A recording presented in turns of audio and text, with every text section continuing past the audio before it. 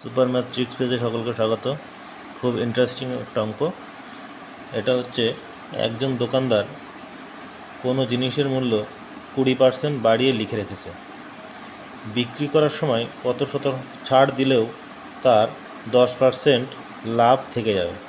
এই অঙ্কটা আমরা কীভাবে করব? প্রায়ই বিভিন্ন পরীক্ষাতে অঙ্কটা আসে, তো এইটা আমরা একদম শর্ট ট্রিক্সের মাধ্যমে করব।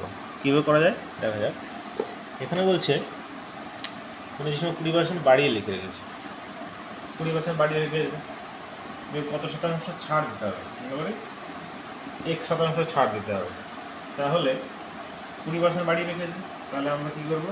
প্লাস প্রথমে 20, X% ছাড় দিতে হবে minus X, plus minus minus 20 গুণ X বাই 100 সমান কী হবে? আলটিমেটলি 10% লাভ। আগের বারে 0 দিয়েছিলাম, কোনো লাভ পরিবর্তন কিছু হয়নি, কিন্তু এখন 10% লাভ মানে প্লাস 10। এবার এখানে কী করে করবো? যদি কেটে দিই 5, এখানে মাইনাস এক্স বাই 5 সমান সমান 10 ছিল ওই পাশে, 20টা এই পাশে গেলে মাইনাস 20।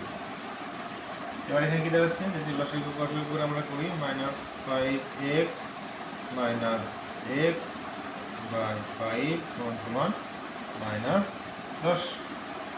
বিয়োগ করলে তাহলে কী দেখাচ্ছে? মাইনাস 6x সমান সমান 5 10 50 x।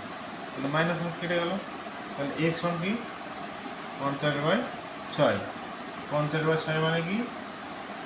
25/2 তার মানে 25 যদি আবার 3 দিয়ে ভাগ করে কত হবে?